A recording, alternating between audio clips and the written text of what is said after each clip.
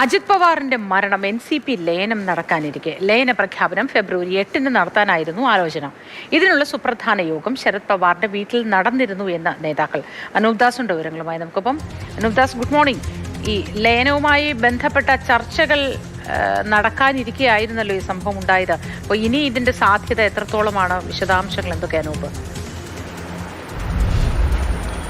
ലയനത്തിലേക്ക് ഈ രണ്ട് വിഭാഗം NCPകളും ഒരുമിച്ചാകാൻ വേണ്ടിയുള്ള ചർച്ചകൾ ഏതാണ്ട് 2-3 മാസക്കാലമായി നടക്കുന്നുണ്ട്. അതിൻ്റെ ഭാഗമായിട്ടാണ് ഇവിടെ നമ്മളിപ്പോഴുള്ള പൂനെയിൽ ഇവിടുത്തെ നഗരസഭാ തെരഞ്ഞെടുപ്പിൽ ഒരുമിച്ചാണ് രണ്ട് വിഭാഗം NCPകളും ഒരുമിച്ച് മത്സരിച്ചത്.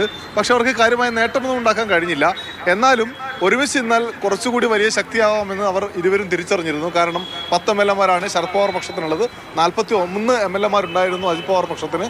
എന്തായാലും ഒരുമിച്ച് നിന്ന് കഴിഞ്ഞ് NDA-യിലേക്കോ അല്ലെങ്കിൽ ഇന്ത്യ അലയൻസിലേക്കോ എന്നുള്ളത് രണ്ടാമത്തെ ചർച്ചയാവാം. ആദ്യം ഒരുമിച്ച് നിൽക്കുക എന്ന ഒരു ആലോചനയിലേക്ക് പോകാനായിരുന്നു തീരുമാനം. ഏറ്റവും ഒടുവിൽ ശരത് പവാറിന്റെ വീട്ടിലും ഒരു ചർച്ച നടന്നു.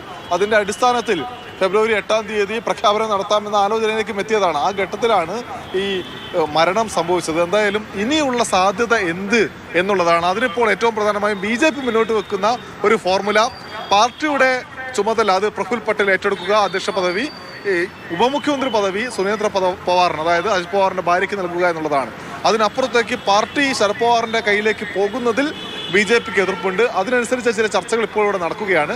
ശരത് പവാർ ഇക്കാര്യത്തിൽ നീക്കങ്ങളൊന്നും നടത്തിയിട്ടില്ല. ഇന്നും നാളെയുമായി ഇക്കാര്യത്തിൽ കൂടുതൽ ഇടപെടലുകൾ ഉണ്ടാകുമെന്നാണ് നമുക്ക് മനസ്സിലാക്കാൻ കഴിയുന്നത്.